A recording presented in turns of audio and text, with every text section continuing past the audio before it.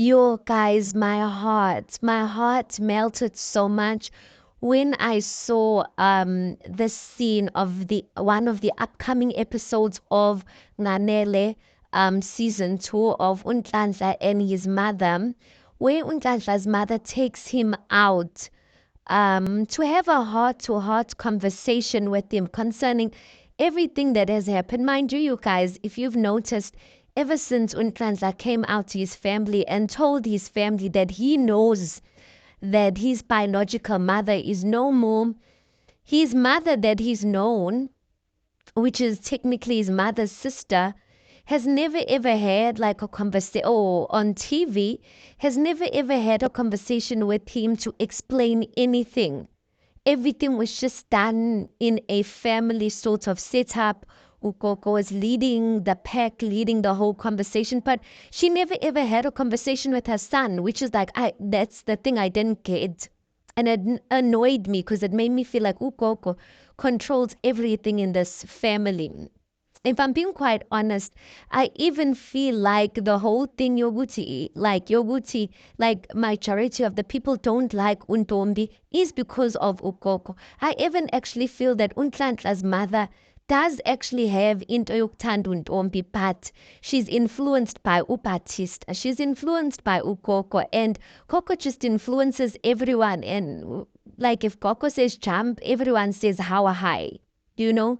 But in this season, I am seeing like kind of like a change in heart and a change in the way they doing things, and like even the way they treating Dombi and the way they choosing to do things. And I truly do appreciate that. So Nhlanhla's mom takes him out to a restaurant and she has a conversation with him, holding his hands, them basically telling him that everything you've heard won't change anything. She says, you will always be my child, and the only thing that's going to come in between me and you and separate us is death. Death is the only thing that will cause things to change. But for as long as me and you are still alive, like, it won't change anything. And you know what? I appreciated that. I mean, there's so many things I want to say, like, concerning that conversation. I didn't see lapho exolisa khona where she's sorry or saying she's sorry and etc. But I'm gonna wait for the full episode to comment on that.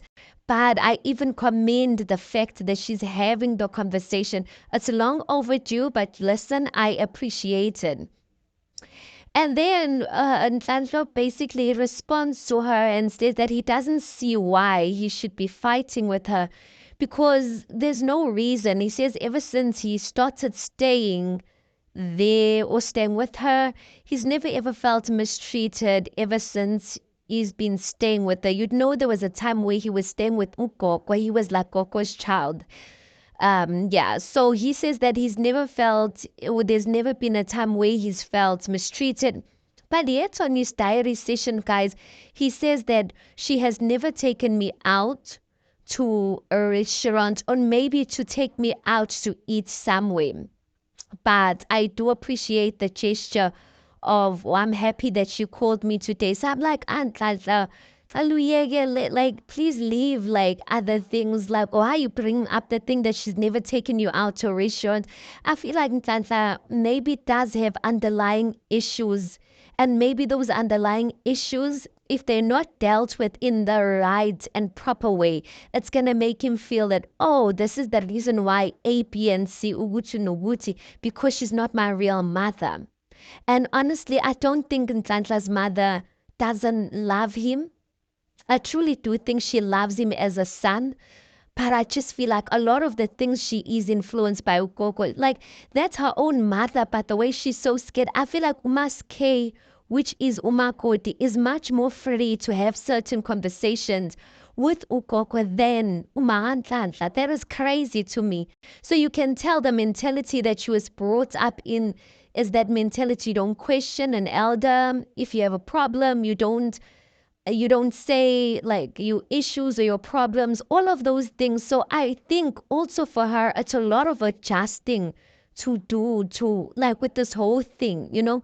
So I do think we should give her a level of grace, you guys, even for the fact that when she was having a conversation with Ukoko and Koko was speaking about Tomdi.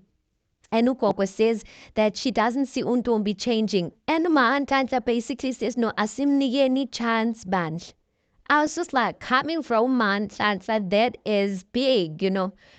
It does seem like she's sincere. So Ntanta anyway says that she's never taken her out, or the mother has never taken him out to a restaurant or to eat somewhere. I don't know if he's saying from birth or angazi, like what's like, yeah.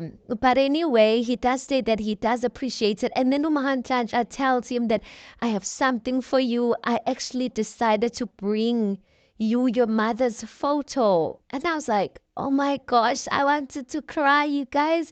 She says that I brought you your mother's photo.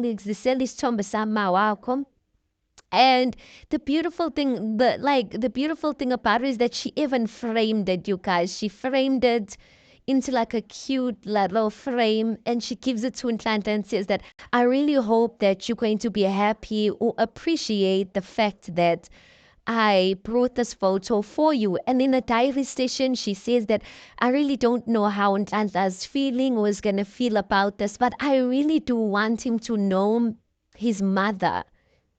And I'm just like, I'm so happy she did that, because from the get-go, there was no reason of why they were even hiding Ntlanta's mother away from him. Because at the end of the day, Ntlanta's mother is her sister.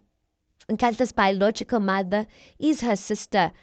To Koko, that's her own daughter. So for me, it even baffles my mind of how like someone so close to you guys can pass away and then you guys can just hide her away like that. I don't know for them. Maybe it just made sense for them. But for me personally, it would make me feel like I'm neglecting or I'm betraying my sister or my daughter by just putting them away. No pictures about them. We don't talk about them.